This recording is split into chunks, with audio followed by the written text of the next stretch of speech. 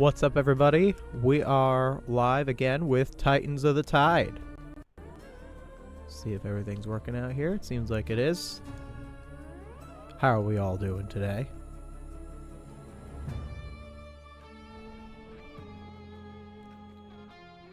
So, where were we in this game, huh?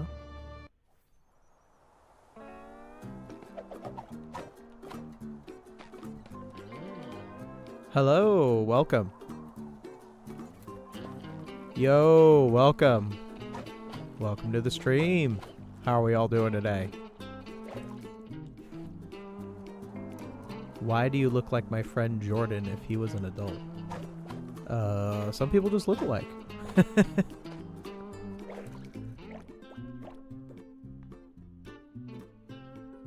Hello. Welcome, welcome. I'm gonna remove that because that was like on the screen the whole time. Alright, the next thing I'm supposed to do is talk to Sandy.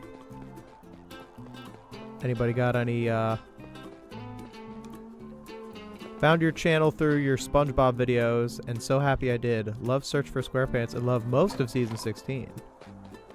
I would say I like, well, I actually just did a video on that, so I like about 7 episodes of season 16 exactly.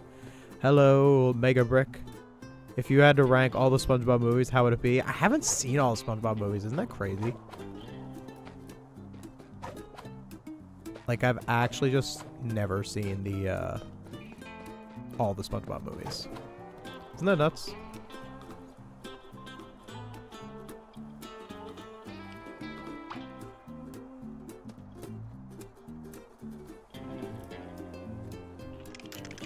But yeah, what are we gonna do? What do we do next in this game?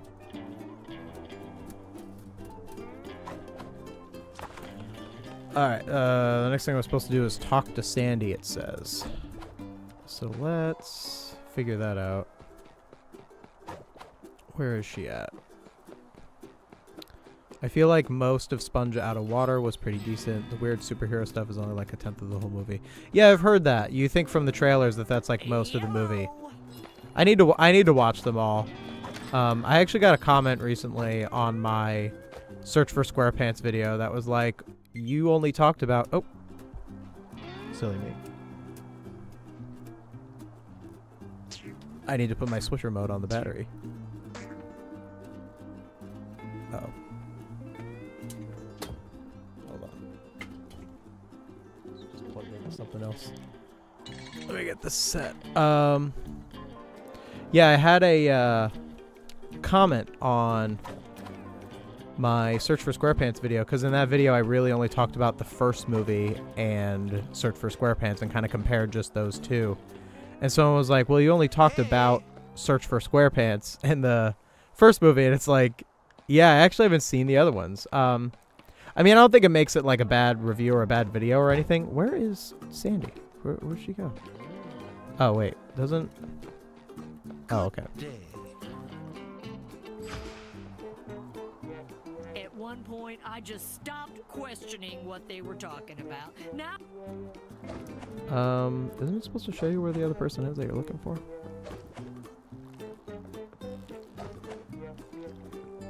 Oh, there she is.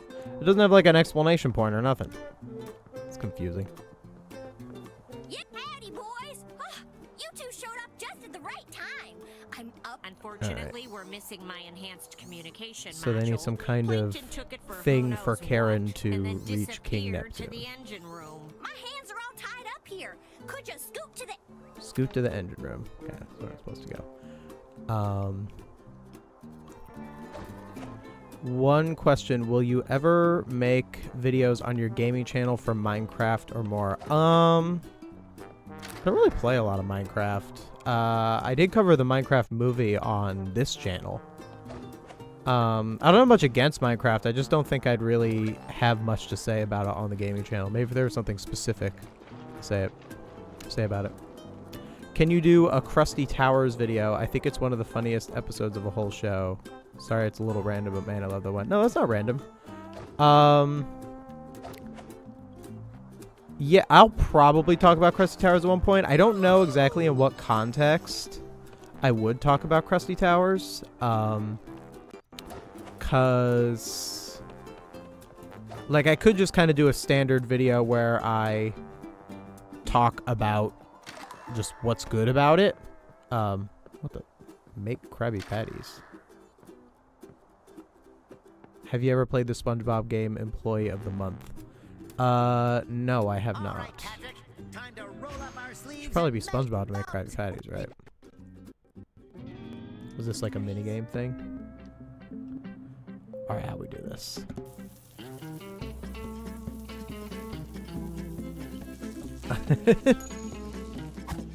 Oh, I just flip it when it's... So it's just like flipping burgers. That's like the whole thing. But you gotta keep track of when it's gonna be more. They're gonna... Alright, it's kind of an alright little mini game there, I guess.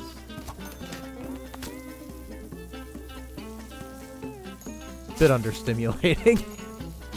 There we go. Alright, it'll throw me a curveball at some point, right? There we go. It's ready. It's ready. Alright, it's about, like, checking which ones are closest to green.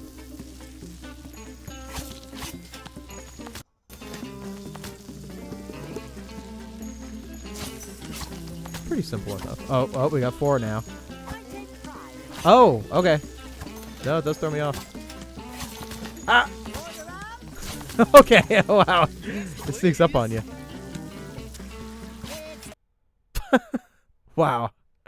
I screwed that up. Oh, I'm so sad. I lost. It's ready. That was actually more challenging than I thought.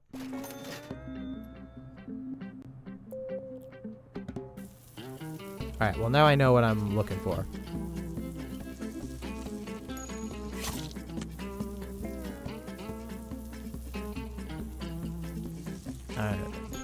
Just start so slow. With minigames like this, I'd rather if it just started me when it was hard. Rather than like every time I start over, I have to like wait for the things to do it. The way to win a game like this is to keep track of which one is closest to the right time. At the correct time.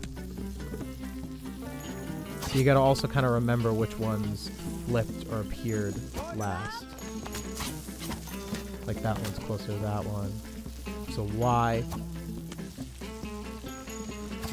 A and X, they were very close together, those ones. Now X and B are very close.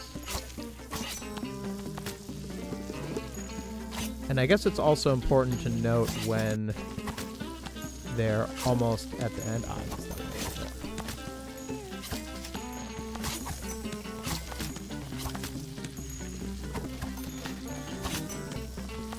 Ouch. This is tough. This gets crazy.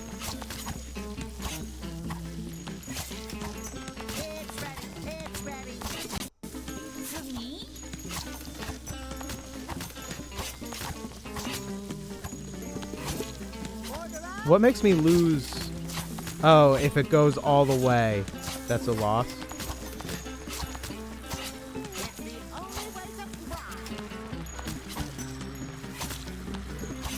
Oh, so if you leave it, if you don't get rid of it. I guess that makes it a little easier on myself. I just have 2. There they go.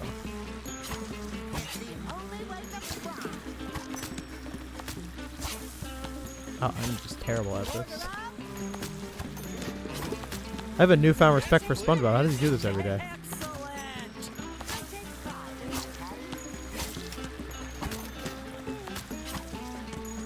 This is like insanely. I thought this was going to be like super simple.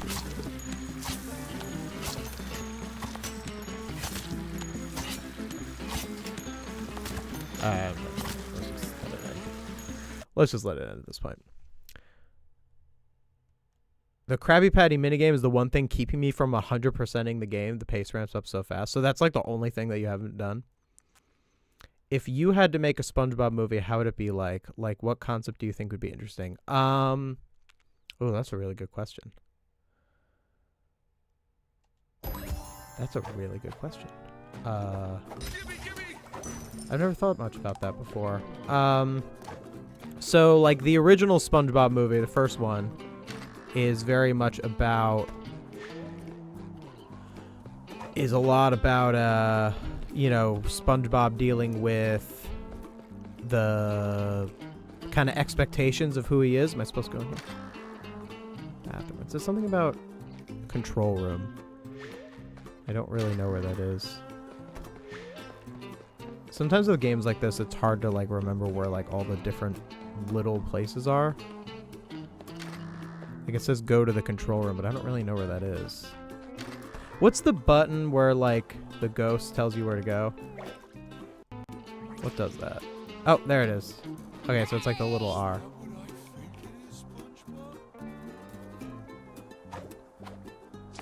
Is it down here? No, this is like a little break room or something.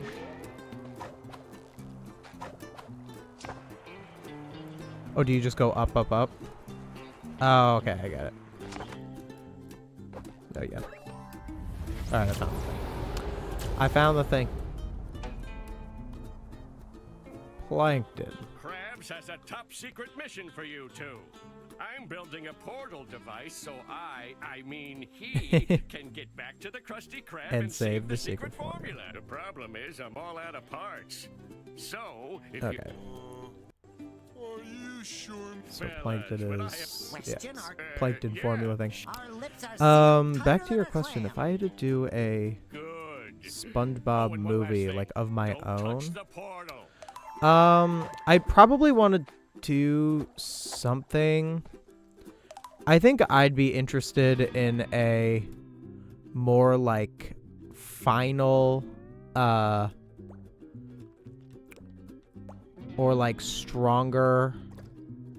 What is this supposed to be? Oh, treasure payback, defeat the boss, defeat the boss. Is this like the main story? Hey, SpongeBob. Hey, Patrick. All those crazy ghost places are a rootin' tootin' racetrack waiting to happen. If you're up for the challenge, I'll clock you.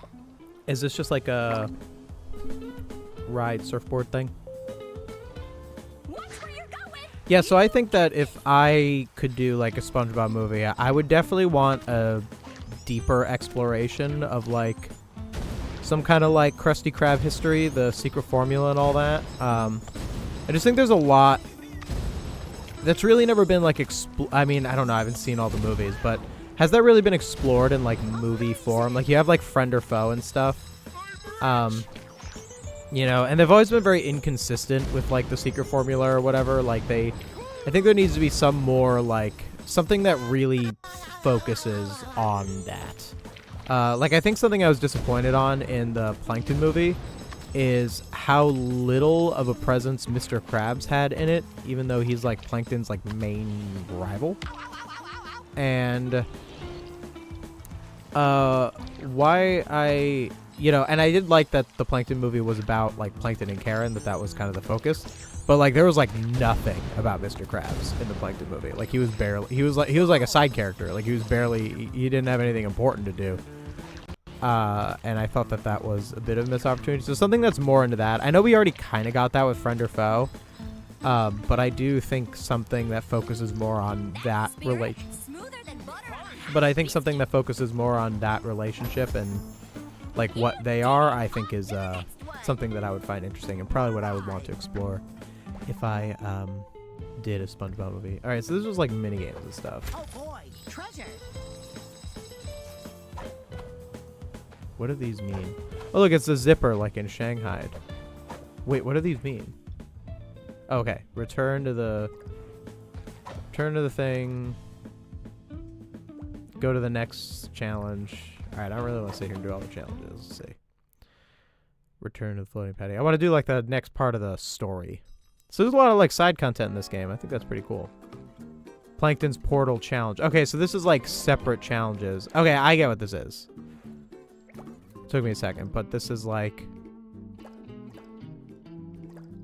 So these are like little things that have to do with characters. And I guess it's boss. Is this boss rematches?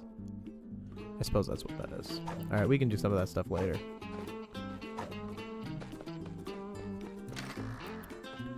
Go back to the main story there.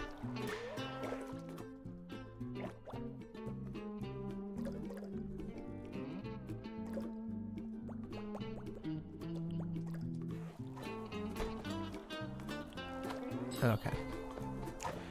Then we'll get to the next part. Have you watched The Rhino and the Red Bill? No, what is that? Hooray! You found it. Now we can get this over and done with. This isn't very comfortable, you know. All right, hold your horses. Howdy. Anyone home? Why, the darn thing's working, but no one's picking up. They must be busier than a... But if they don't answer, we can't warn them. Wait a minute, What are they trying to SpongeBob. do? We ain't out of the game yet. You're a genius, Sandy. Patrick, let's tell Mr. All right, Krabs I gotta the like good get. news. This is all like exposition stuff. Yellow. I want to get to like the actual gameplay. It's a lot of going back and forth right now. What are you doing here? Me? Just taking in the sights. In here?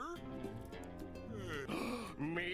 I would never. Wonder what I mean, I actually Plankton's have presence is successfully mostly in this stolen game. it several times, but let's not. Sheldon, I told you to stay in the engine room.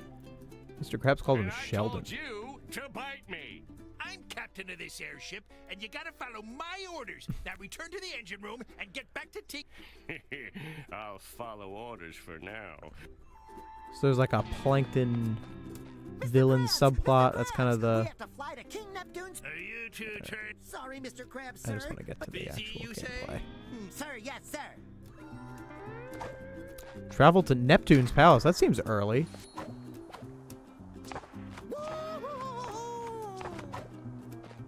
All right. I guess we'll go to Neptune's palace. I guess that's the like, because this is only like the second level.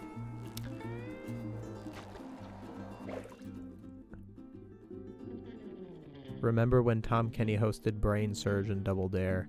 I remember. Did I watch? Was it Brain Surge? I remember that. That was a long time ago. All right, where are we going here? Neptune's palace.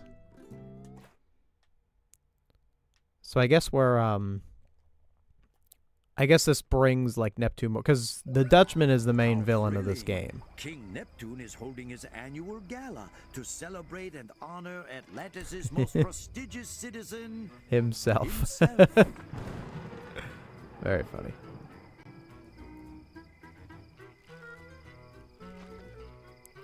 Do you think that having strong continuity would always make a show better, or do you think there are situations where strong continuity can hold a show back? Also, Duck Shooter says, "Hey Jackson, hi." That is a really good question. I think it depends on a lot of stuff. Like for SpongeBob specifically, I would say that the biggest thing in any story is what makes you, as the writer, best capable of telling, of getting the message of the story across, and thus the like lesson and the themes of communicating that is always like the most important thing. So usually if something takes away from that, it's bad. If something adds to that, it's good. Now, continuity, the importance of continuity in a story is that it immerses you in the world, and you have to be immersed in the world in order to take the world seriously. So if something has like little continuity, it does take you out of it. Like for example, one bit of continuity that I complain about in SpongeBob is that they don't really have a specific concrete timeline of like the secret formula or Mr. Krabs and Plankton's past friendships and all that. Like Friend or Foe, I think, is a really good backstory for them. It's not a perfect episode, Friend or Foe. Like there are elements of Friend or Foe that, you know, are a little bit underwhelming, like as an episode.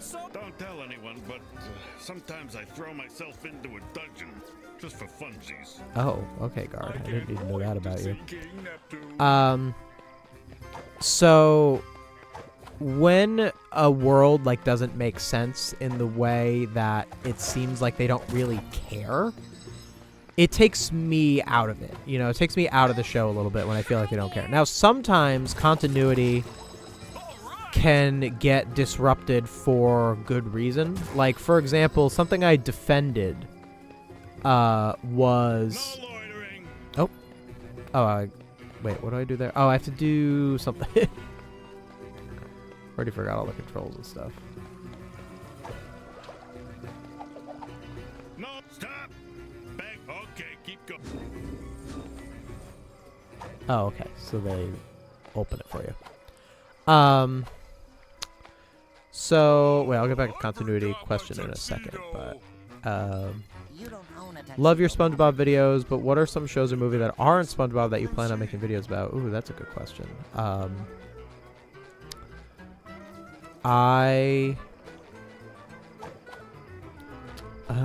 Excuse me, good Sir Guard. I wanted to talk a lot about sitcoms on this channel, too. I haven't really covered many.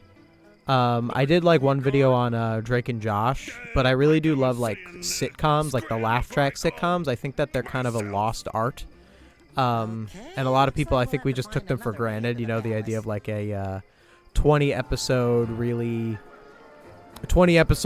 10-season shows that are, like, sitcoms and stuff, I think are a real, like, lost art.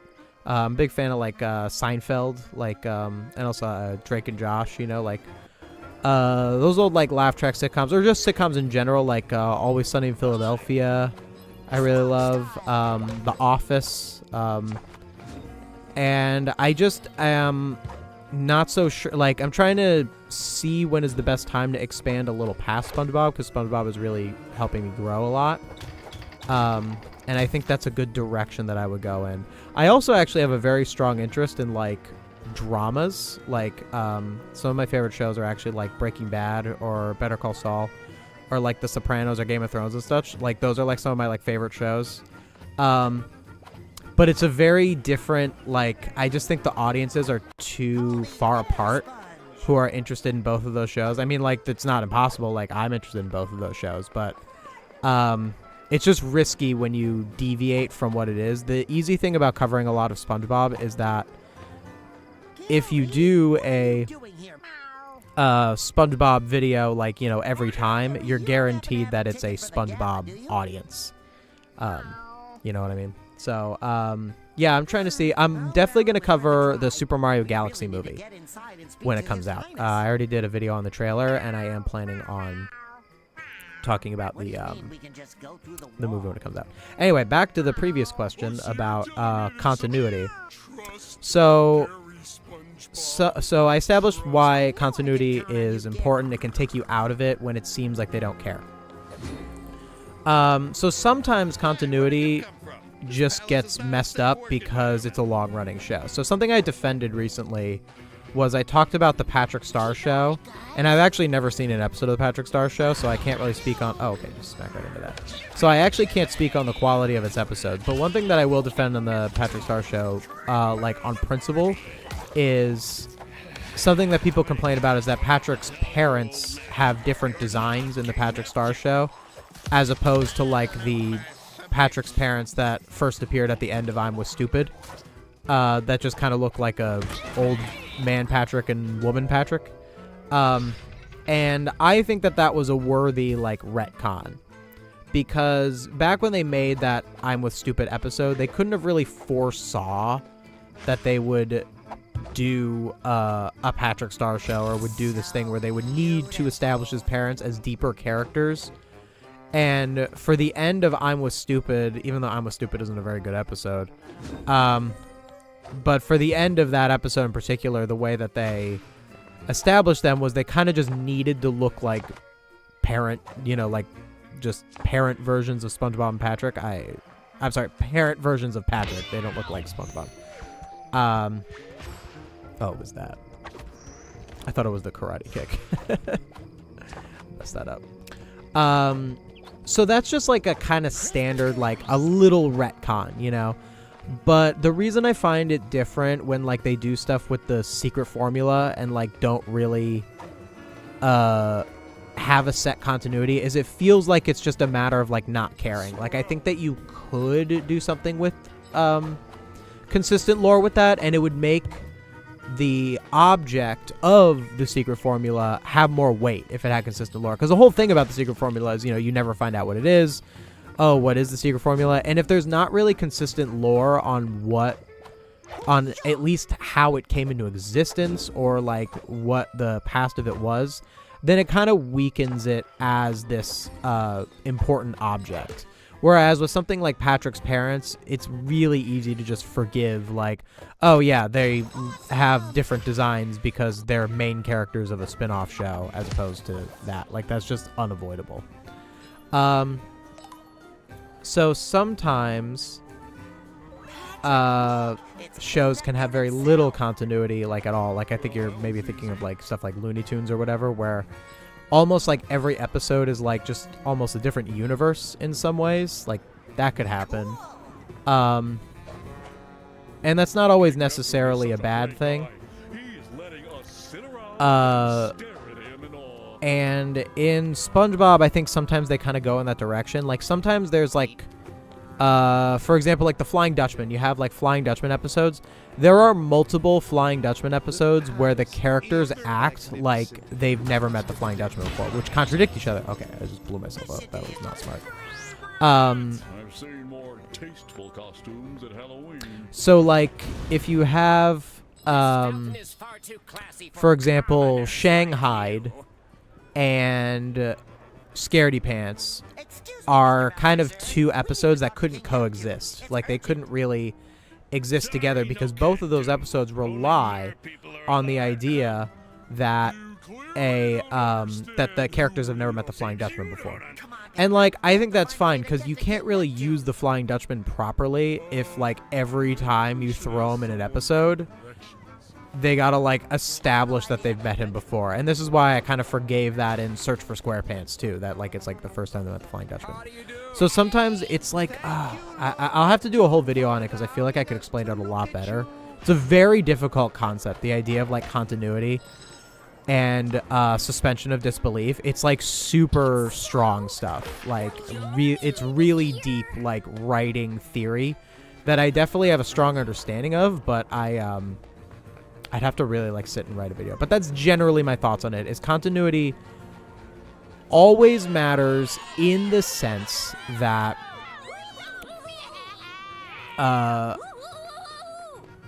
when you have continuity like not work in a way that takes you out of the story, it's going to weaken your suspension of disbelief and thus weaken your ability to engage with the story and its lessons. Whereas there are some things that are just so small and so minor that they're not going to do that, so they don't really matter as much. Is how I would say that. So yeah, let me see what else.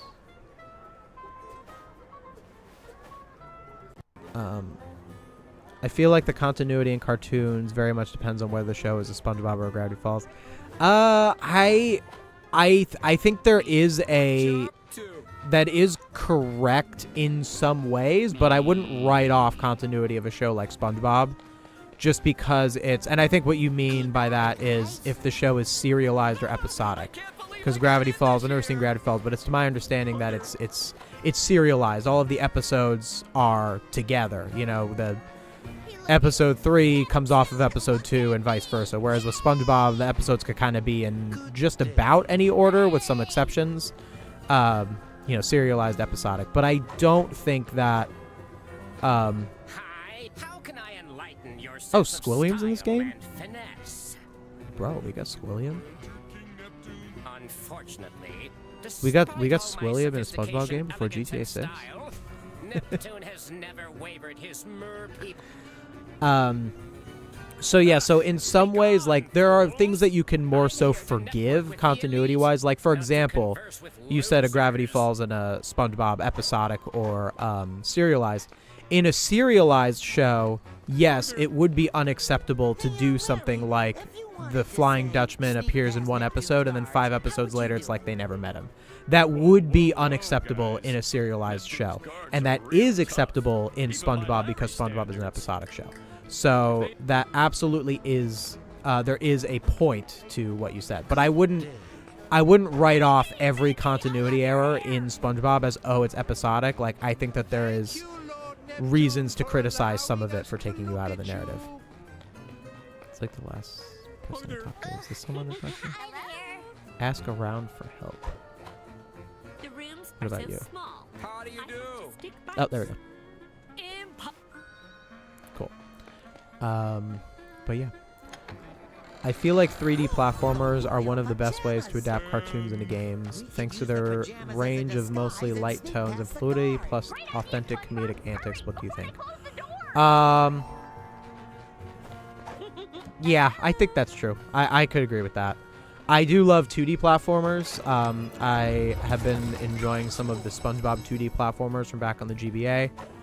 Yeah, the 3D platformer is like the way to adapt a game like this. That's why the 3D platformers are the ones that have stood the test of time the most, for sure. But I think there's also a place for 2D platformers for that. Need your help. Balloon Clock asked, like Friends, I was talking about wanting to cover sitcoms. I've seen all of Friends. It's not like my most, it's not my like top sitcom. That would be Seinfeld for sure. Is like my top sitcom. It definitely would be worth talking about. If I did a bunch of videos on sitcoms, I would have to acknowledge Friends. I should probably, there's some I've never seen. Like I've never seen like Cheers. I should watch Cheers. Especially because I really like Ted Danson, but I've never seen him in Cheers. Seen him in The Good Place, and Mr. Mayor and all that, but I've not seen him in Cheers.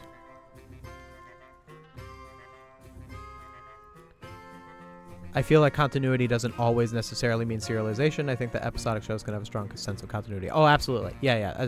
Episodic shows can have continuity, and they should have at least a little bit of continuity, because they just shouldn't distract you from the narrative. It should be a video on its own. SpongeBob and continuity. I think this has convinced me that I should make that a video of its own. Just the whole importance of SpongeBob. I haven't really done a video like that, huh? That's kind of strange I haven't done a video like that, because it seems like something I would have made is its own video. I've really only talked about it in the context of other stuff.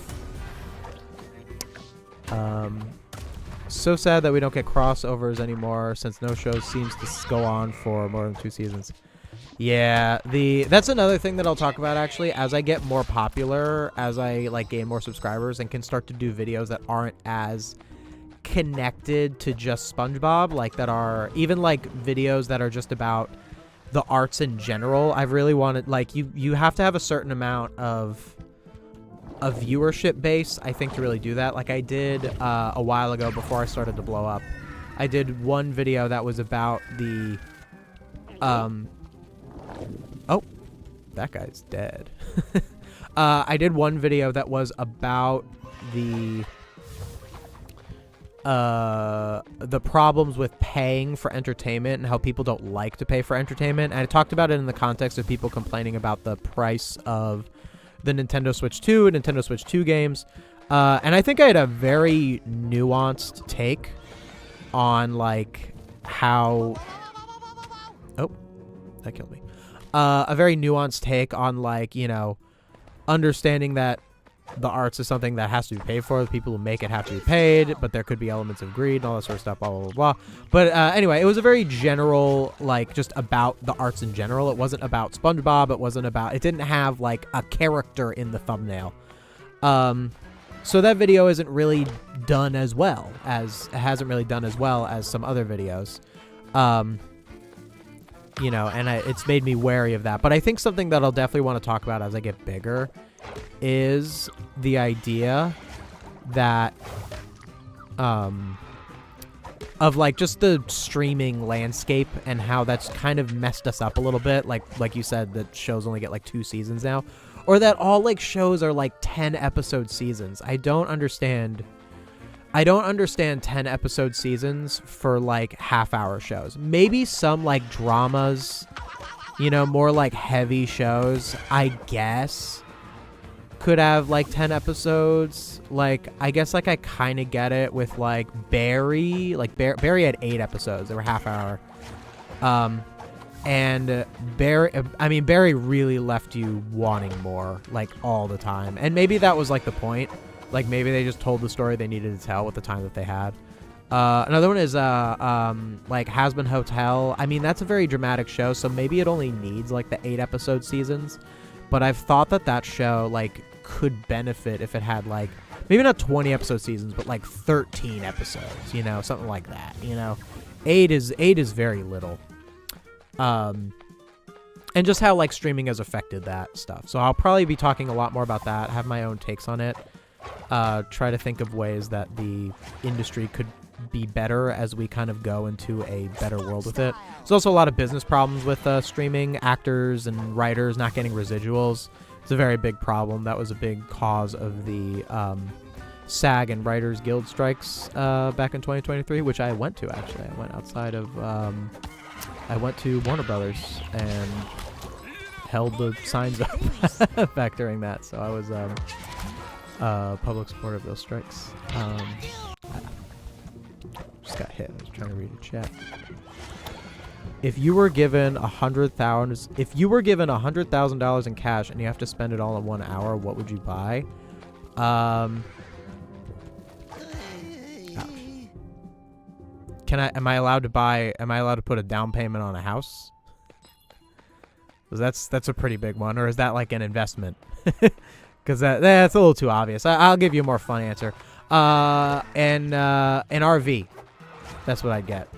If I had to spend $100,000 in 1 hour, I'd get. Oh, I guess you can't close a house in 1 hour. So, I guess that's already built into the rules. Man, it might take you longer than an hour to get an RV, though. I guess if I wasn't close enough to an RV store to close the sale, probably just buy like a ton of Pokemon cards. Just like all of that. But I don't know, like I probably wouldn't be allowed to sell them, you know. Not that I would sell them. I actually would genuinely just want the cards themselves. But I don't know if that'd be the first thing I'd think of. But yeah, an RV. I've always wanted to get like a cross-country like RV. Take like road trips across the US and Canada and such. That'd be pretty cool. Something annoying is when shows like Rick and Morty focus on certain aspects of the continuity but completely retcon others. Oh, that's an interesting take. Would you want to give me an example of that? Because I would love to hear more about what you think of that. When you focus so hard on the morals of SpongeBob when it's first and foremost why do you... Oh, this is a good question. Or a deep question. Why do you focus so hard on the morals of SpongeBob when it's first and foremost a comedy show? Personally, I watch SpongeBob for the humor and the story, not the morals. Gen question. Thank you for the way that you worded that question, because I have gotten questions like that that are like, it's just a kid's show. Not questions, comments that are like, it's just a kid's show, bro. So I appreciate your wording and that you asked that question in good faith. That is what, well, you said that you watch it for the humor, or that it's a comedy show. That's what comedy is. Comedy is about a message and a moral. That's actually what makes things funny in a comedy. Like the reason that SpongeBob episodes are funny, what you're laughing at is truth. You know, that's kind of what humor is. Like you say, like comedy is like speaking truth to power. You know, and this goes back to the idea of a jester mocking the king, you know, or something like that. Like, oh man, there he is, David Hasselhoff. So the reason that I focus so much on like the morals and lessons of SpongeBob is I think that stuff is important. Okay, that was not good. I pressed the wrong button. And I also think that if you are a comedy show, you need to have like a lesson of your episode. So when I say a lesson, it doesn't necessarily mean that you have to be like preachy with like your moral. Like if you look at an episode of a show like Seinfeld is a very silly show where a lot of very silly things happen. And I would say that I don't know about would every episode, I guess that's a strong claim, but I would say that most episodes of Seinfeld have a lesson, a moral, but it's not like a super like big one. It's basically a moral or a lesson in a show can be as simple as like this person did a bad thing and a bad thing happened to them for it, and just shows that like that's wrong. Like it can really be that simple. It doesn't have to be like super in your face. Now SpongeBob is a kids show, so SpongeBob actually is a little more like something that should be expected to have morals, like, and it's established itself as that. Like it is that kind of show. It is actually, I think it's a pretty big misconception to think that SpongeBob isn't a show that is particularly interested in teaching morals, because it is, and it always has been. Like Ripped Pants or you know, Bubble Stand, like these are like the very first, even Help Wanted in a bit, you know, like Help Wanted is all about persevering and following your dreams, you know, all that sort of stuff. So it is a show that is deep like that. But that doesn't mean that just because SpongeBob is a show that has established that as that kind of show, that I expect it specifically of SpongeBob. I expect it of every story. So, yeah. So a big part of me caring about if a story has themes, has a lesson, has all this stuff, is because I think that pretty much that's like the social function of the arts, is to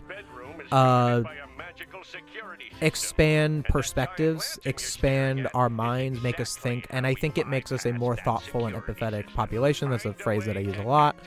And I think that if you are an artist, I think that you have a little bit of a responsibility almost to do that, but also at the same time to not put it all on the artist. I actually had a comment today on my Bubble Buddy video that I don't know, I'm considering doing like a live stream where I respond to comments. I'm not sure if I want to do that, but anyway, I got a very respectful comment on my Bubble Buddy video that said something about like art being like self-expression, that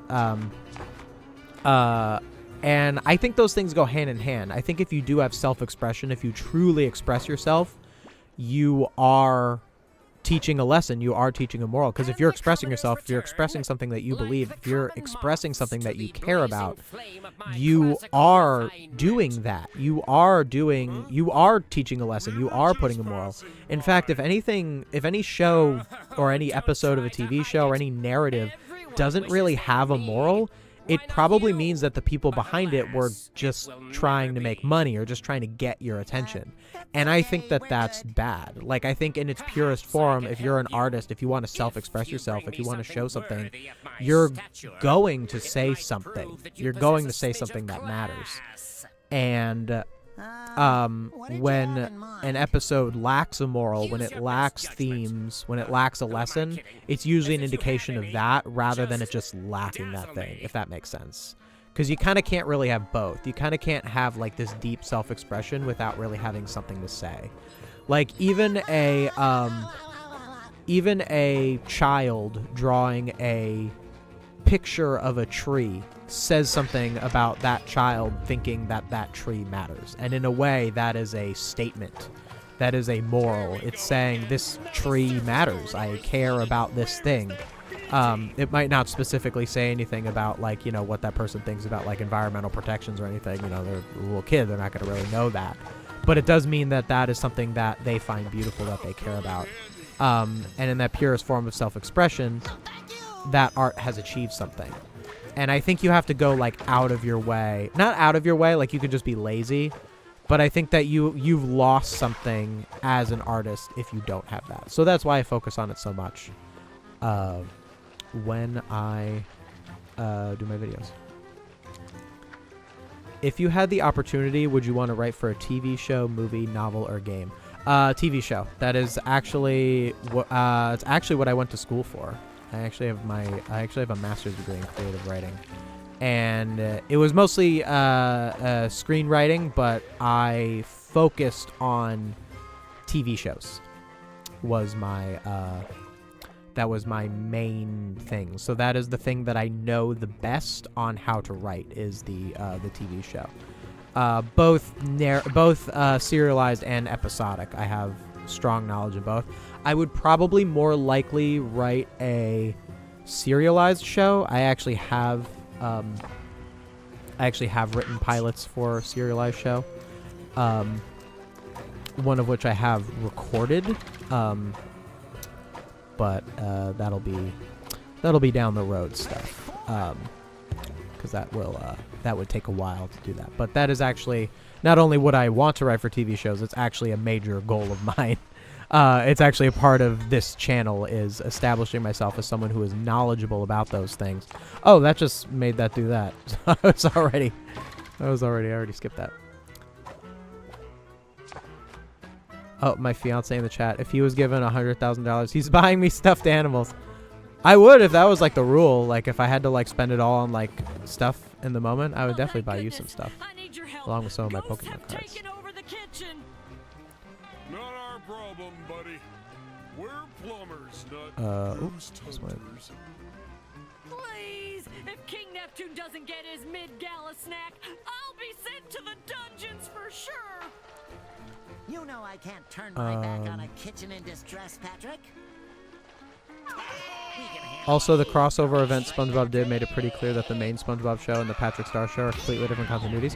Which one was that? When did that happen? Are you talking about SpongeBob and Patrick's timeline twist-up? Because that more so said that they were the same continuity. Hi, Jackson. Do you feel that SpongeBob's character was accurate in the House Party special? You're probably referring to the Ave video where he responded to Demeech. Talked about that? Yeah. Oh, I think SpongeBob's House Party is a great episode. I definitely think that that's a strong episode. And yeah, that is kind of SpongeBob's character. Like, he is a bit of a control freak, a bit of a neurotic person. There is a lot of precedent for that. I talked about that in Wet Painters. SpongeBob's character flaw in Wet Painters. If you actually look deeply at Wet Painters, what I think makes it a very interesting episode is that SpongeBob is the one with the character flaw, not Patrick. You would think that, oh, like Patrick's screwing stuff up in Wet Painters, like he's the one with the character flaw. He's not. SpongeBob's the one with the character flaw in that episode because SpongeBob is too neurotic, which is why it's SpongeBob who is the one who destroys the dollar. It's SpongeBob who, messes up the dollar with his tie. So SpongeBob's House Party, I think, is just an example of that. Is SpongeBob is just trying to take control of... Oh, I totally did that wrong. I was supposed to throw the... I wasn't paying attention. I was supposed to throw the... Look at that. So yeah, I think it's completely in character for SpongeBob. I think it's strange to think that it wouldn't be. It's just that he's like, it's his character flaw, and that's, even if you look at the episode as, oh, this is portraying a character flaw, the narrative is teaching the lesson that you shouldn't act like SpongeBob, then you can understand the story a little better. And I think if you look at that episode and be like, yeah, SpongeBob is being annoying to everyone, it's like, well, that's the point. That's what it's trying to teach you to not be like him. What did I mess up here? So bouncy. Was I supposed to throw a... Oh, okay. That's how we go. Oh, okay. There we go. Is it weird how they had Flying Dutchman have no idea who Krabs is in one of the new episodes when they made it very clear they knew each other well in one of the earlier episodes? I talked about this a little bit when I talked about continuity. No, I think it's fine. I think if you're going to have a character like the Flying Dutchman in a show like SpongeBob, there's going to be episodes where the characters are going to have never...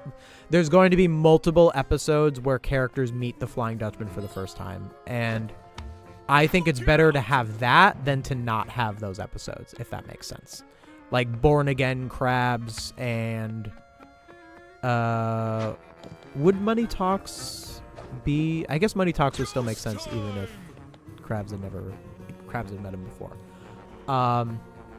But no, I don't think that's generally a problem that takes you out of it as much. I'm going to have to do a big continuity video where I really think about it. I could change my mind on that.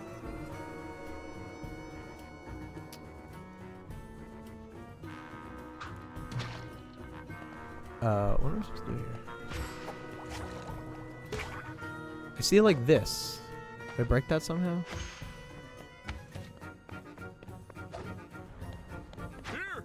Oh, I did not mean to do that.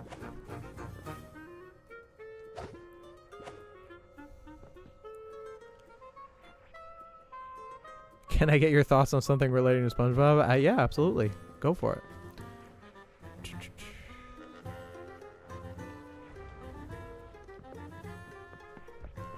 So I've seen a ton of people say SpongeBob did get really good again when Steven returned briefly before his death. Do you agree with that sentiment? I wouldn't be able to tell you the exact, like, timeline that is. I don't really pay attention to that kind of stuff, to be honest. Like, I like to look at TV show episodes or, like, stuff that I'm reviewing just as what is being presented to me.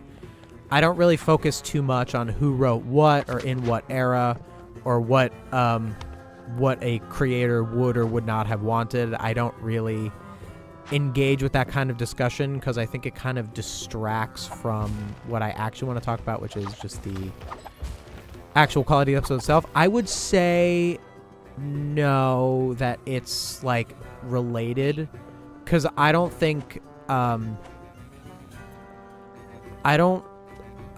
think that there have been good episodes all throughout the series, both when Steven Hillenburg was involved and when he wasn't.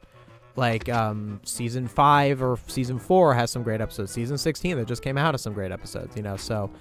but if you're asking my opinion on, like, complete overall quality, like, amount of good episodes, percentage of good episodes, I wouldn't be able to give you an answer. I'd have to actually deeply go through all of those. What is it, like season 9B when he came back? Season 10, something around that. I don't know the exact seasons. But yeah. Have you watched Breaking Bad or Better Call Saul? Like 5 times, both shows. I'm like a Breaking Bad and Better Call Saul like aficionado. I've watched both. I've watched all of Breaking Bad at least 5 times. I've watched all of Better Call Saul probably fewer times just because it's newer. But, okay, what am I doing here? Hello? Hello. How do I make them show me where to go? Because I'm, like, a little lost here. Oh, wait. I think I know what to do. Hit the lantern while I'm up here. Yeah, there we go. Oh, my goodness. This is so simple. We've been wandering around here. Not really Sponge related, but I know you talked about The Amazing Digital Circus before, but what's your current opinion on, like, web series in general? I think it'd be cool if you'd create or write one someday. Oh, it's funny you say that. Maybe I'm already planning something like that. But I'm going to need much more support on the channel. I'm going to want to be much bigger if I'm going to pull the trigger on something like that. But it's funny you say that because I am trying to do something like that.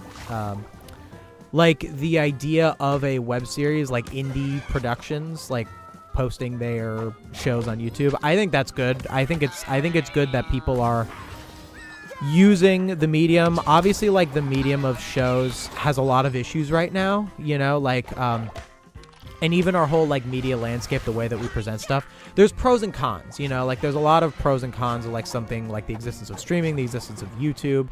Like, there's great stuff with YouTube. Like, what I am doing on YouTube is only possible now. If I was 20 years older, I would not have been able to review shows, you know, the way that you can on YouTube at this age, because it wouldn't have really existed or it wouldn't have really been big.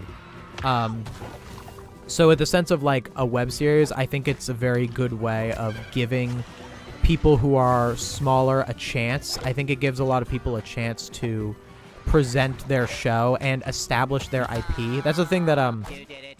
Thank goodness. Oh. And just in I think that's something I try to do with this channel, and if I were to put a web series on this channel or related to this channel, is something, it's a business strategy in the writing world called establish IP. So basically the most obvious example of this would be if someone writes a book and then gets that book made into a movie. The book established the IP. It showed that this person has fans. It shows that they have credibility. That's what I do with this YouTube channel, is that if I have a certain amount of... Oh, okay, and I'm dead. If I have a certain amount of subscribers on this YouTube channel that talks about writing, that talks about this, it gives me credibility. It gives me a... it establishes my IP as myself. And if I were to put a show on it, a pilot or something, that... Bro. Oh, I just gotta slowly wait to die. it slowly establishes myself as that sort of creator, that writer. So yeah, things are in the works. I'm not going to reveal any details about what it is I am working on or have been working on. Like this, like what I'm talking about, it's a bit in motion. It is a written script. It's a written down idea, but it is also a thing that is years in the making. These sorts of things take a long time.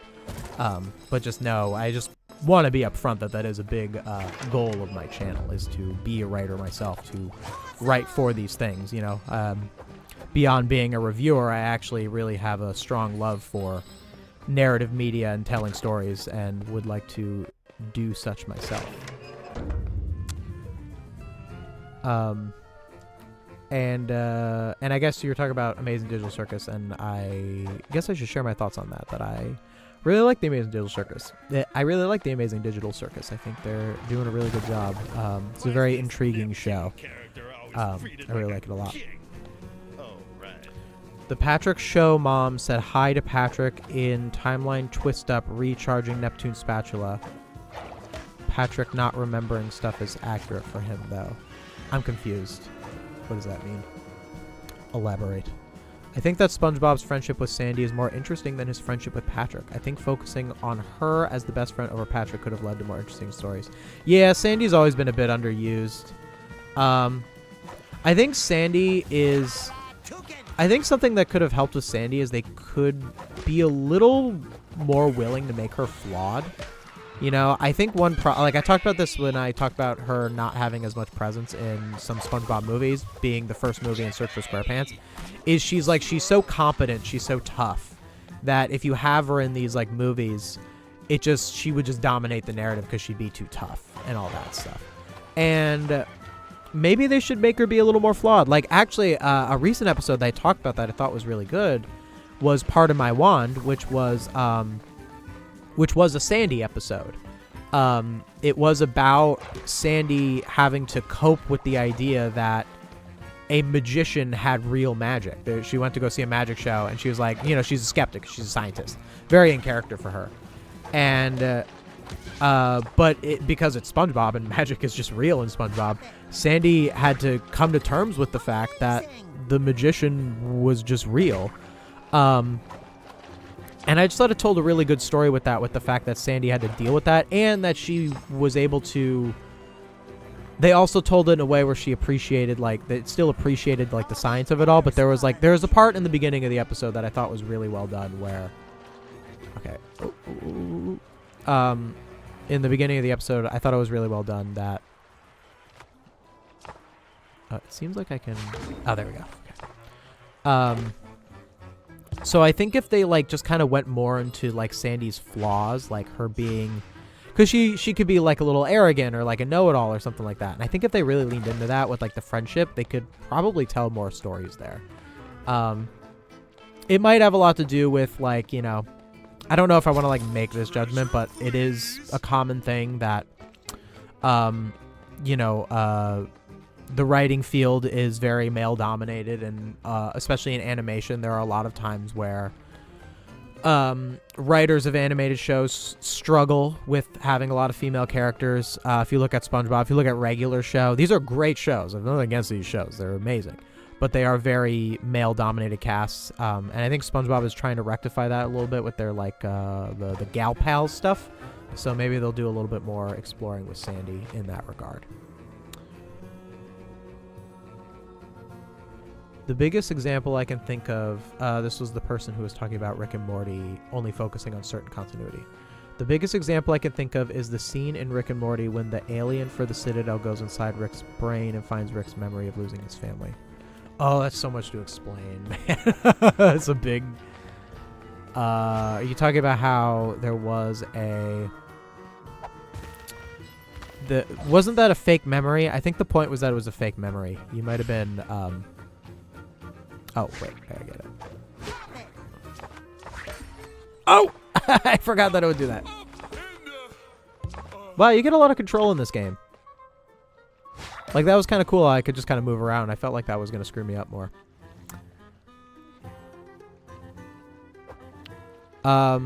It's more the fact that I personally don't think SpongeBob was made to teach kids. So when you say lesson is X, Y, and Z, that implies the show is a teaching tool. But I think it might be because I'm autistic. Oh, like you're taking it very seriously. So there's a few responses to that. So first off, so I think you're talking about the express intention of SpongeBob and the express point of stories, the social function of stories. So all stories are meant to teach a lesson, are meant to share I would say more so share a perspective, but that kind of means the same thing. But I think that makes it sound a little better, like share a perspective, because sharing any perspective is teaching a lesson. So if you're just like not, like if you have like nothing to say, like what's the point of even making a show? Like you're just wasting my time. You're just making noise at that point. But I think what you're also saying is the idea that SpongeBob isn't like Bluey or like Dora the Explorer or whatever, where like the point is to like teach kids like math or whatever, or even like morality. Like, I mean, like sharing is caring, Sesame Street and all that. But I think, to that, like, first of all, that just means lighter lessons. That doesn't mean no lessons. That means that it's like just, you know, like SpongeBob isn't going to be as in your face. It's not going to be as preachy. It's not going to have someone talk to the audience in the middle. It's not going to spell it out for you. But it's there in good episodes of SpongeBob. It's there, the lessons. But I think maybe what you're getting hung up on is the idea of like a lesson being this thing that has like a lot of pressure on it. And I get why you would think that from watching my videos, because I'm focusing on it. But I actually focus on it more than a good SpongeBob episode does. So like, and I do that because I'm a reviewer. But like an episode like, for example, Fun. Let's say Fun. Fun is an episode that absolutely has a lesson about not trusting people. But it doesn't take itself that seriously. And that's okay, because it's SpongeBob. And maybe the fact that it doesn't take itself that seriously makes it better at teaching that lesson. Because the person watching it doesn't feel like they're being preached to. Because people don't like to feel like they're being preached to, like they're being told what to think. They like to be led to what they think. And something that, you know, is harder to do in a YouTube video capacity, because in that you're pretty much telling people, I guess I'm telling more people like my opinions, like I guess you can think what you like beyond that, but there definitely is an element of, you know, specifically saying what I believe with this, with that. Mashed potatoes helps me sleep better. Do I want to hit that? So yeah, so that's kind of what I mean with that. Oh, yeah, I didn't see your next message. Not that it can't teach kids, but I don't think it should be labeled as educational. Me neither. I do not think that SpongeBob should be labeled as educational. No, it's not like Sesame Street. It's not like Bluey. There are differences in those kinds of shows. That is important. But all narrative media teaches a lesson, shares a perspective. That is the thing that I do wholeheartedly believe. Or it should, or it's not succeeding as a narrative.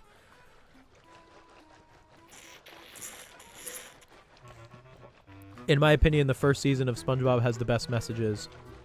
Most of the episodes in the season present a simple theme with great lessons.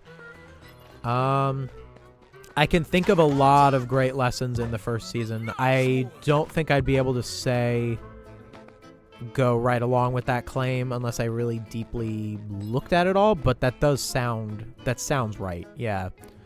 You got Bubble Stand, Ripped Pants, Rock Bottom, SB129. Man, what are some other ones? I'm sure there's some that I missed. Pizza Delivery. These are episodes with very strong morals. That is very true. But there's episodes in seasons 2 and 3 that have strong morals too. I mean, the algae is always greener. Sandy, SpongeBob and the Worm, Fry Cook Games. There's a lot of others. I'm just blanking, but there's plenty of others for sure. I probably should hit that. Oh, that just blew up. Oh, if I get near that, it blows up. All right, well, it's just one of those things. Do I need? I need something that explodes, right? Yeah, because I need to break that. Or does that break with that? Oh no, that breaks from lantern, right? Oh, I just turned the lantern off. Duh.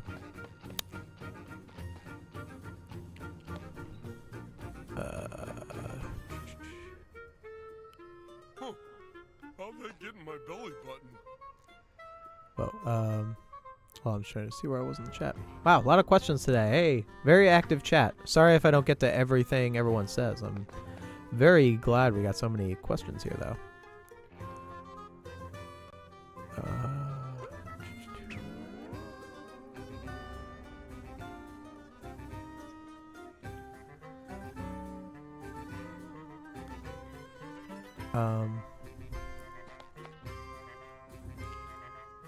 Oh man, Duck Shooter. I know you got a lot. You got a lot of good thoughts of Rick and Morty. It's been so long since I've really watched those episodes. I hate to disappoint you, but I don't think I have as much to add on it right now. I'd have to really look into it. I think you're making some good points though. Will you make a video critiquing and praising episodes from SpongeBob's middle season on this channel? Like in the same vein as the one I just did on Modern SpongeBob? Probably not, because the one that I just did on Modern SpongeBob was very specific to me covering this last season, because I covered most of the episodes of this last season. However, I am definitely going to do videos that talk about middle SpongeBob, that talk about, you know, all that sort of stuff. So that will happen. Oh, I can just go right through there? What was I thinking? There we go. But I will be talking about middle SpongeBob. I actually recorded a video that will be next week's video at the time of this stream that is about not about middle SpongeBob. It's actually about it actually covers every era of SpongeBob at some point, but I do talk a little bit about middle SpongeBob in it, because I think middle SpongeBob I haven't really talked a lot about. Like even the Bubble Buddy video, I realized how little I talked about middle SpongeBob so far. I've really talked about classic SpongeBob a lot and modern SpongeBob a lot. Middle SpongeBob I've talked about the least. Probably because middle SpongeBob was where most YouTubers, like most SpongeBob reviewer YouTubers like 10 years ago were talking about it. Like, security system takes control of Squidward's house, you know, all that, like Squidward gets tortured too much or whatever, like those reviews. Like, maybe I feel like it's almost like oversaturated. But I probably have a lot of unique takes about middle SpongeBob that I should discuss.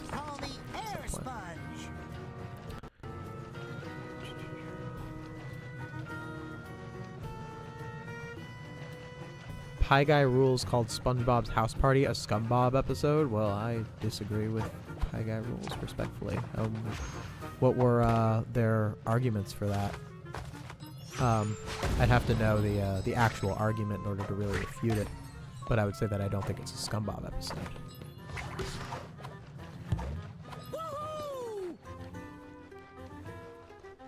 Squidward could have also screwed things up like Patrick, wouldn't you agree, for SpongeBob's House Party? No, I think that SpongeBob's House Party needed SpongeBob to be the one who was causing the problems. I think the whole point of that episode is that every other character is on the same page. They're all having a good time, and it's SpongeBob who's being too obsessed with the party. So no, I think if Squidward or Patrick, if anyone else did something wrong at the party, it would remove SpongeBob's place as the flawed character.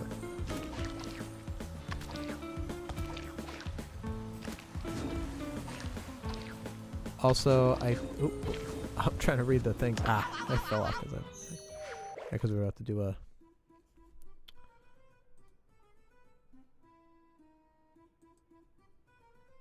Hold on. What were you saying?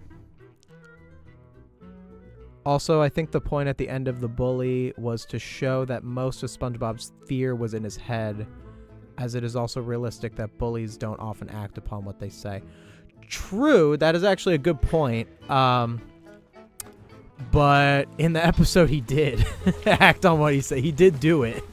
And if you applied it to a real life situation, you know, like I even said that where I didn't say exactly your take on it. Like I had a similar thought where I said that it kind of like it represents like verbal bullying that like would be, you know, not that all verbal bullying is something that you should just ignore. Some verbal bullying is really messed up. And like just ignore it is not always the correct advice. Like, you know, but yeah, what I mean. Like, I think the biggest problem, I think what you say about it still illustrates the problem with the episode, which is he punches him. Like, he does punch him, and it's hard to have that represent something else when a punch is such a visceral thing. Like, if this is actually why sometimes supernatural things are very good to use in narratives. Because a supernatural thing, you know, is representing something, you know, but a punch is so, well, natural. A punch is a thing that can happen to you, so it does make it kind of hard. That is true sometimes, though, but, like, I get what you're saying, and that would be a good lesson if it were presented in a different way. But, good observation, though, about Bully. In the crossover, we see a bunch of alternate versions of SpongeBob from another universe, and one of the other universes is the... Wait, what crossover are you talking about? You're not talking about SpongeBob Patrick's Timeline Twist Up. You're talking about a different one? I haven't seen everything. I need to watch, like, all of SpongeBob. I actually haven't watched all. Isn't that crazy? Like, my job is to talk about SpongeBob, and I've actually not talked about all of SpongeBob. Oh, excuse me. Sorry. It's usually empty threats that sound dominant against... Yeah, that is true. That is true. That, like, I'm not disputing that about bullies. That is the thing. Why is Patrick sad? Oh, there we go.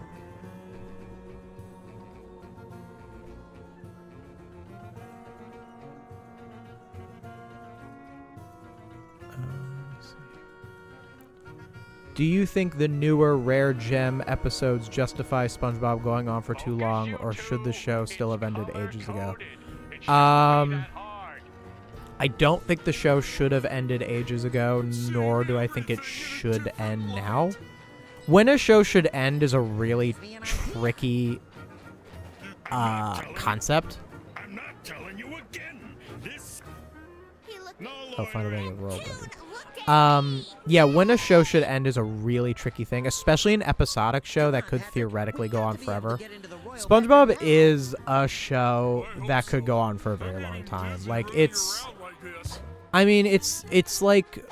like how, like, Looney Tunes, you know, like, those characters, there's just so much you can do with them, you know? Like, and clearly they haven't, like, run out of stuff entirely. They just sometimes just drop the ball on it, you know?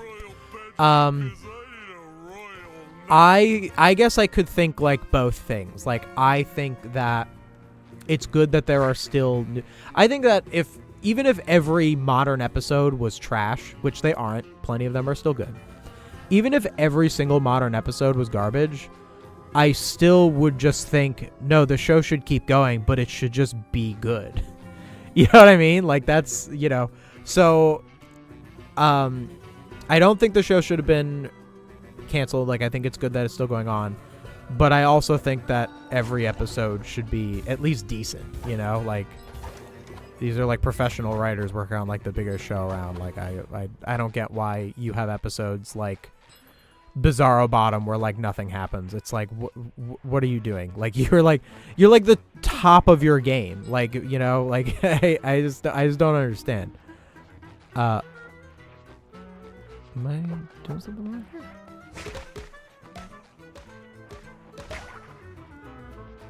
Am I missing something here? Bubbles away! What am I supposed to do here? Why am I trapped?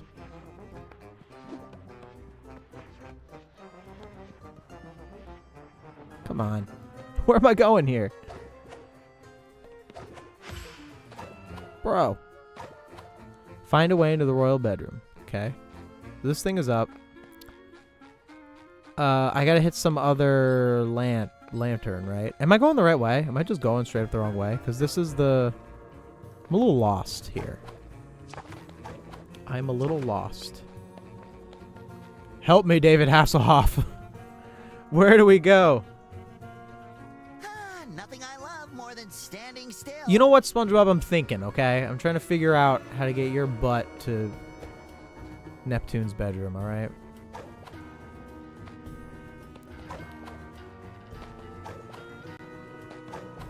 It was so sassy. I wasn't even idle for that long. Like, dude.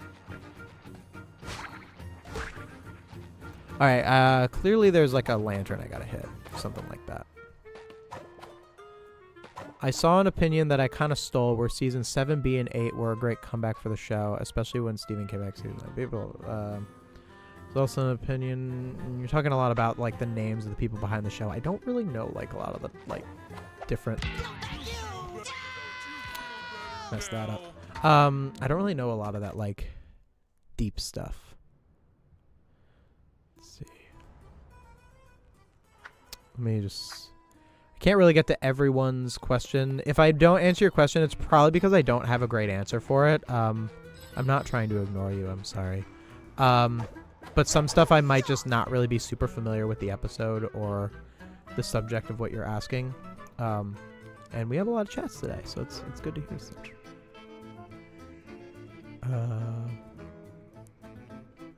Who do you think actually wins against King Neptune and the Flying Dutchman?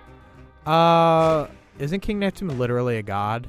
I think it's like not even close as King Neptune. I think like Flying Dutchman is just like a regular ghost. I mean, I guess he's got powers or whatever. But like King Neptune is like a god, like a Greek god. A Greek god is more powerful than a ghost. Elementary, my dear Patrick. Distance is no trouble when you can just throw above them. Fellas, No, I don't want to do a race. I don't want to do a race. I don't want to do a race. Sorry, I'm sorry. Larry. We'll do all like the races and the side quests and stuff at some other point. Get out of here.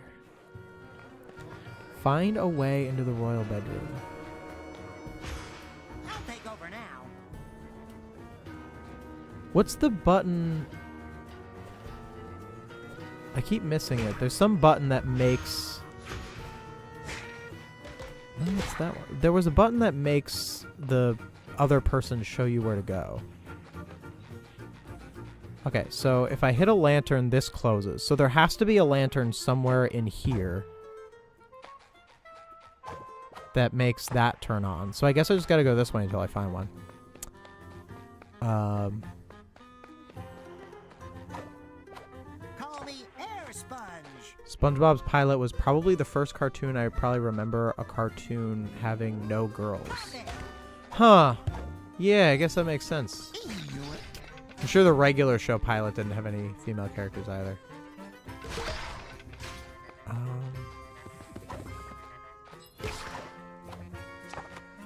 Oh, okay, I missed that one. Get out of here. I'm stuck. Was that a death? That was crazy. That was so a death.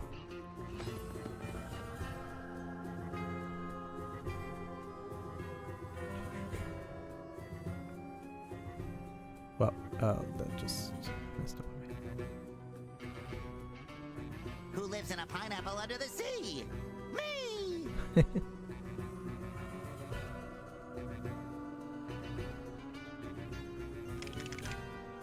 What are your opinions on 2025 Superman? I did see that movie. I thought it was really good. Yes,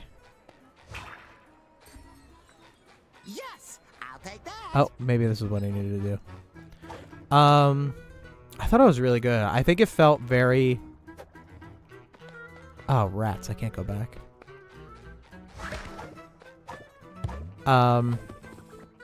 It felt like such a return to form with like superhero movies. I know with like the DC stuff, there's been all this like grittiness in that, and it just felt a little more superhero-y to me.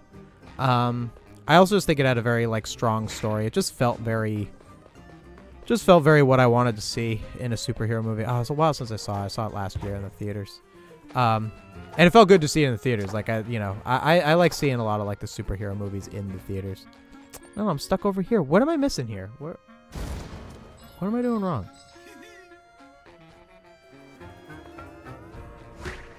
I'm like so lost right now.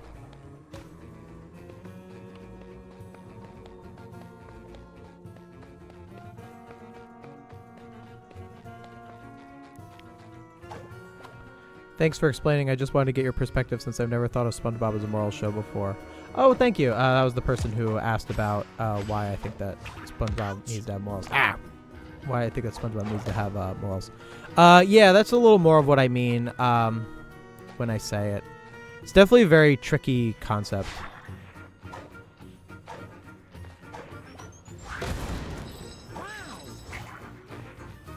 Can I hit it from here and then it changes the...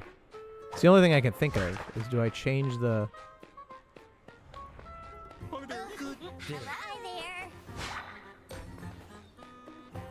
No, but then it closes the door. I'm missing something. I'm so missing something.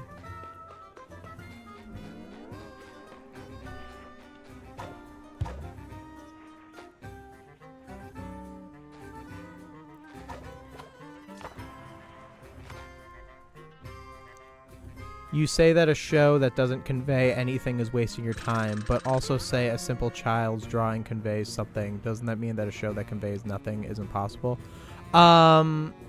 Yes. So that is a very good point. So yeah, so everything.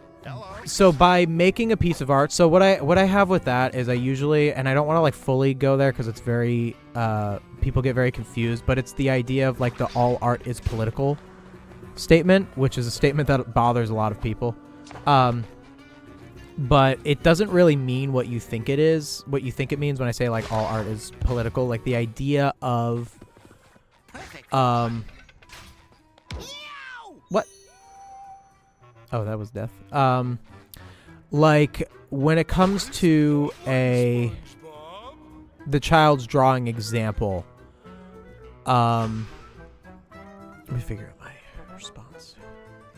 So when it comes to the child's drawing example, I am talking about the idea that pretty much when we create art, when we create anything, we are saying something. We are saying something because whatever you create art about, you are saying this thing matters or this thing is bad. So if you put something in art, if you make an episode of a TV show, or if you draw a picture of a tree or draw a painting of a tree, you... Uh-oh, what just happened? You can't really do that neutrally. There's no way to be neutral towards the art you're creating. Because if you say if you put something in your art, if you say something about it, you're either saying something positive or negative. It's pretty much impossible to like put something in a piece of art for a neutral reason, if that makes sense. Unless the thing isn't like relevant to the plot or whatever, but like there's no neutrality in it. If you paint something, if you choose to paint something, you feel something about it. There's no other way to describe that. If you felt neutrally towards something, you wouldn't paint it. You wouldn't make something about it. It's literally impossible. You would have to go out of your way to try and make a statement that art doesn't mean anything. If you were like, no, I painted this bowl of fruit, but I feel neutrally about fruit. Like, you would have to specifically say that, but you chose the bowl of fruit. So already, it's not neutral. So something like that. So, yes, it is impossible for art to literally mean nothing. But what I usually mean when I criticize something and say it means nothing is more so that the piece means very little, that it's shallow, that it's weak. So a child drawing a tree is it does say something, but it's also not like remarkable. Like, you know, no hate to a kid trying to draw a tree, but I mean, like, they're just, you know, they're not like a deep artist or a painter with all the fundamentals and all that sort of stuff. Like, that's not a thing that they have a concept of.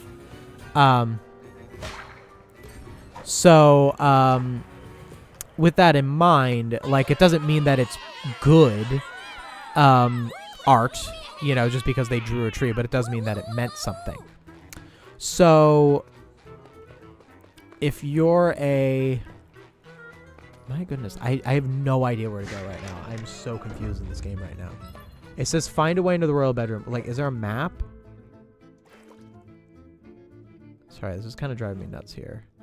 Because I'm really, like, this game has not been this not clear of where I'm going. And I think a part of it is also, like, I'm, you know, focusing on responding to questions and stuff. But, like, what am I doing? What am I missing? Does anyone have any answers? What I'm missing? Let me see if there's anyone saying what's going on here.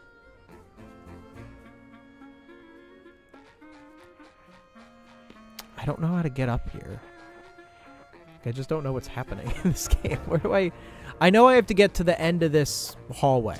Like, this is, like, that door is what I have to get to, right? And I have to hit that. So I have to hit a blue lamp, but there's no blue lamps around here. Does this guy know? You useless guy.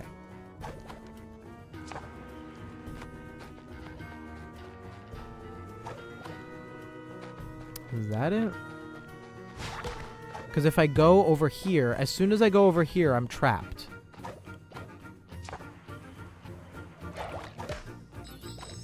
Is it just not this way?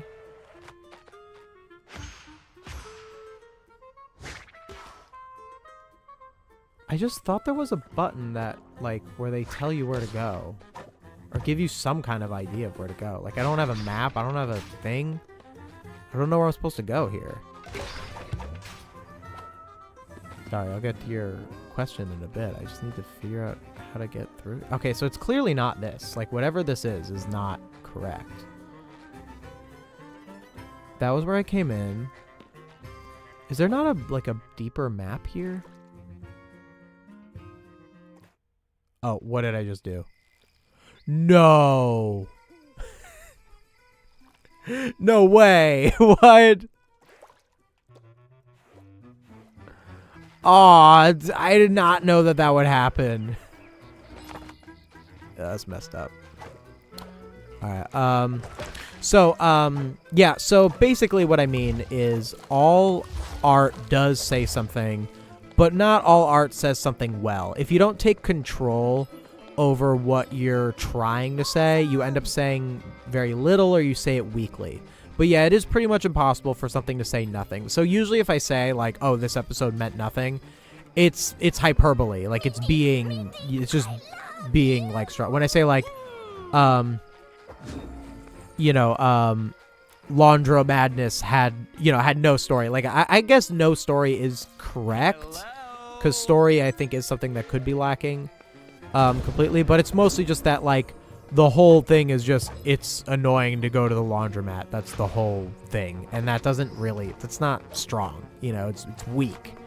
So that's what I usually mean, how all art does represent something, but some art is weaker than others, and art that is weaker should be criticized. Is what I mean.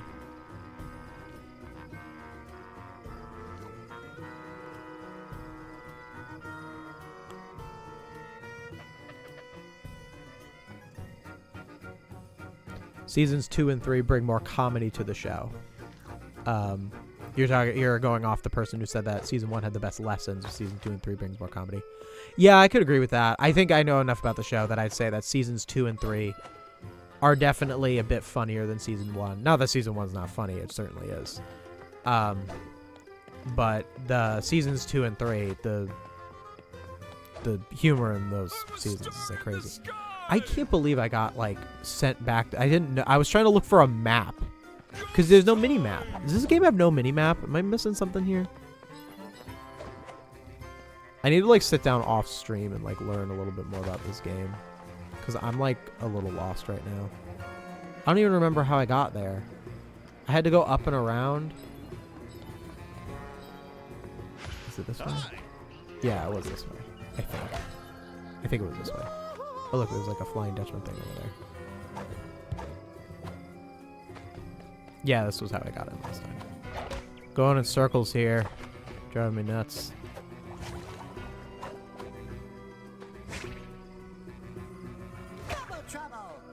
Wait, is that not it? Oh my goodness, I'm lost here. I'm so lost here. I guess it was this way. Is this me? Am I just not, was I just not paying good enough attention? Because I'm like I'm real lost right now. What's going on here? Keep at it, guys. Hey Jackson, do you feel like Patchy the Pirate and Big Time Rush is a legit SpongeBob crossover on a different Nickelodeon show? No. I don't think that at all. I think that it's a silly cameo of someone that would be recognized in that other show. I think that in the context of the cameo of Patchy and Big Time Rush, I think it's like, it's not the Patchy who exists in the SpongeBob universe. There might have been maybe some reference for the sake of humor that implied that it was, but I would say it's more like Patchy as in like the guy. I don't think it would mean that Patchy the Pirate exists in... Oh, what is this? Why is that not appearing?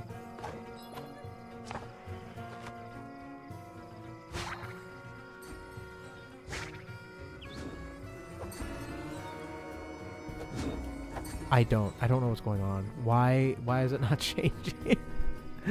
Dude, this game. I don't know what's happening. I'm so lost. I'm not paying enough attention to it. Why is this not going? How do I get back in? I'm not even supposed to be here, man. I clicked the wrong button. I can't...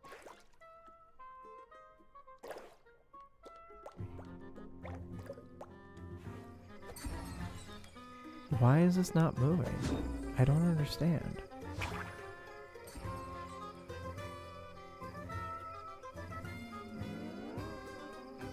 What is happening in this game?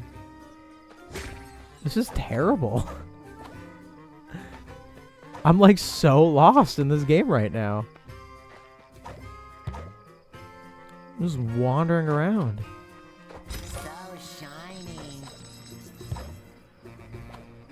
Alright, maybe it's this.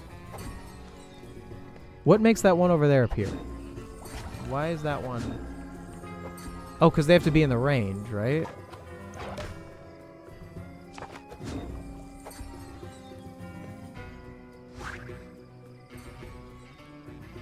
But there is no range for it.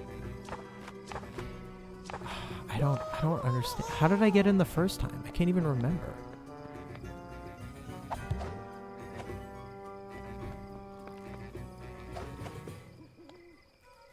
I think it was over there, right? What is happening? I can't even get there.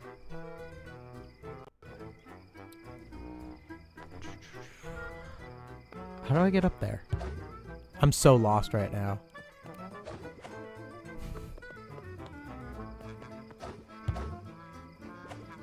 And I did this before. Did I like soft lock myself? Like, was there something that... No, right? It wouldn't be that clunky. I feel like... Okay, I'm dead. I feel like, I don't feel like this game would be like that. Okay, the way in... Is it further over here? I am, like, so lost here. Call me Air Sponge. Thanks. Call you Air Sponge. It's weird. It's not affecting it. Is something going on here?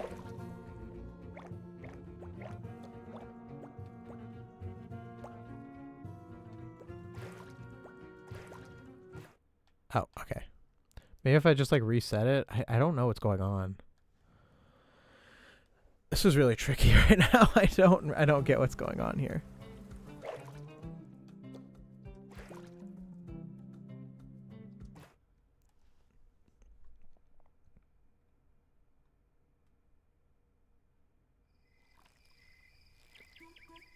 Which is better, Dumped or Have You Seen the Snail? Have You Seen the Snail by a lot. I'm not really a big fan of Dumped. I never even liked it as a kid. I think it's actually, yeah. I'm kind of a. I've never been a big fan of Dumped or I'm Was Stupid. I'd say like those are the two that I'm kind of like not a fan of the classic era. I defend a lot of the disliked classic era episodes. House Party, Sponge Who Could Fly, Grandma's Kisses. I would say Dumped and I Was Stupid are like my two weakest. The Bully I obviously have my problems with, but it's too funny of an episode. I can't even get that mad at it. What's that, Gary? You're hungry? Oh, you're right, Gary. Find snail bite. No, I don't want to do a side quest. I want to do the main quest. I'm so lost right now. I don't want to find snail bites, actually. I'm not interested in it. Hi. How do you feel about mean-spiritedness in SpongeBob? Do you think it's a bad thing and SpongeBob episodes should always be polished and well nice, or do you think they can work well to tell good stories? I think mean-spiritedness... Yeah, I think it just has to be... I think it just depends. So, Depends on, like... I've been hearing so much about. I think it just depends on what you're trying to accomplish with your narrative. If you have a... It's not so much like mean-spiritedness. It's looking at the idea of characters being deserving of outcomes. I think is a pretty important thing to consider. So, like, when something happens to a character in a show, it usually has to be in some way deserved. And that's a very tricky thing to say because it also has to do with who is the actual focus of the episode, who is the focus of the show. So, like, for example, I was watching one episode from season 5 where SpongeBob and Patrick pretend to be spies, or they are being spies. They're trying to spy on Plankton. And there's a scene where they light Plankton on fire because they're like watching with a magnifying glass, and then they're like on a jetpack and they light him on fire again. And that's kind of a, like a Plankton torture, security system takes control of school stuff. Like, you could think that in the moment, but if you actually think about the focus of the narrative, it's that even though Plankton gets hurt, and it's kind of mean-spirited that he does get hurt, SpongeBob and Patrick get punished for it. They're the ones who, after they fly on the jetpack, they slide on the pavement or whatever, and they get hurt. So even though Plankton got hurt, it was used to make the punishment for SpongeBob and Patrick justified. So I think mean-spiritedness is kind of in the same way. It has to serve the story. So anytime there's mean-spiritedness that is disliked in a story, it's usually just because it's not being portrayed properly. It's not really serving the story very well.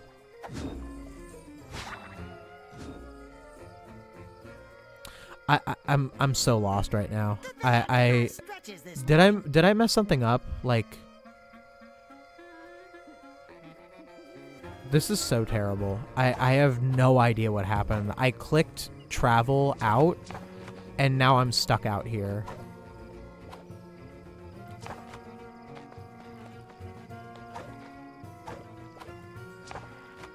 I hesitate to say that this is something...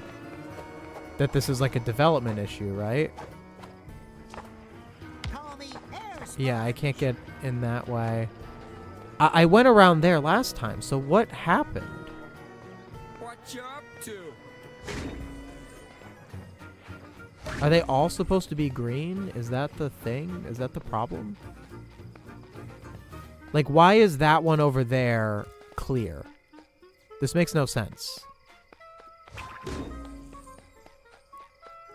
Isn't that the rule of the lanterns? Is that they make the thing appear? So what makes that one appear? Why is that wall covered? And that balloon... I don't know what happened. I didn't even want to come back out here. I was looking to see if there was a map of the level to show me where to go. This is a nightmare. I don't know what to do here. Am I just dumb? I don't know. I'm usually pretty good at games like this.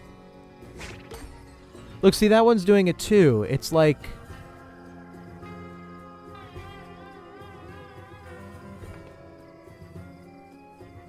I don't understand what's happening.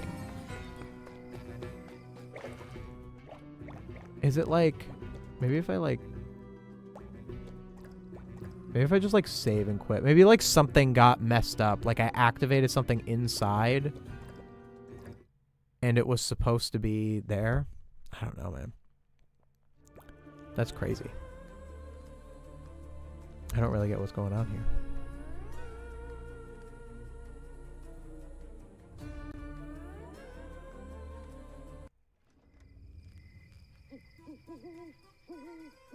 I'm ready! I think. How do you understand movies and shows? Most of the time when I watch it, I don't understand it or my brain just turns off. I went to school for it. I like deeply studied TV shows. Or like deeply studied like story structure, like things like that. So the way that you can understand such things is you can warp back into the palace from the level menu in the Neptune's Palace submenu. Oh my goodness. You can. Oh, you saved my life. How long ago did you say that, chat? I didn't even see it. Oh my goodness. Thank you so much, chatter, for that. To answer the other question. And the lantern was glitched. Okay, so it wasn't fully my fault. It was a little my fault. How do I find my way into the royal bedroom? What do I do over here? Someone help me. It's this way, right? I'm sure it's this way. So yeah, so if you want to understand movies and shows like the way that I do, you have to learn like certain terms. So some stuff that like I know, let's see. I would say the most basic thing that you should understand when watching a show as like just a consumer, not even as a writer, is the idea of a character arc. I would say that's like the most important thing to understand if you want to look at a show critically. And a character arc is when a character, either the protagonist or a sub-character or the villain, undergoes some kind of change in perspective. And the reason that a character undergoes a change in perspective is because the author is trying to communicate that if someone holds the same initial perspective that this character holds, that they should change that perspective, that they should believe something differently. That is the statement that the author is making. And that's a very difficult statement to say. Someone should think differently. You should believe differently. This is my perspective. These sorts of things are difficult to convey because it can be controversial. It can be hard to say. It can be hard to communicate. People can get mad when you think that they should think differently. That's kind of the point of the arts, is that it challenges those sorts of things. So, so that's like the main thing that you should look for when you are watching something and thinking about it critically. Is there a character who changes, who makes decisions and changes their perspective? And it's usually the main character of something. Beyond that, like a lot of what I do, like I went to school for creative writing. I understand, like the crazy stuff, the 3-act structure, all that sort of all that sort of stuff. But that's kind of the main thing is, I'd say, character arcs and what something is trying to say. And sometimes things don't really do a good job of saying things at all. Like they aren't good at it. Not so much that they say nothing, and it just takes a while to really think about that stuff. But you'll probably have a better viewing experience on most things if you think about such things. Just because it kind of broadens your horizons and whatnot. I think I enjoy movies and TV shows a lot more because I actually engage with them in that way and because I think deeply about them. It just makes me enjoy the experience so much more than if I hadn't. Was this the way I just went? I am so lost. No, thank you. What do you think of Swimming Fools? I haven't seen it. Is that one disliked? That's a recent one, right? I think I saw Ave's video on it. But Nice I'm one. probably gonna need to figure out what to do here. I'm thinking of wrapping up this stream for now. What time is it? Oh, it's 8:15. So, I think what I'm thinking of doing. We'll take a second to set up. Do you think Patrick was a good friend to SpongeBob?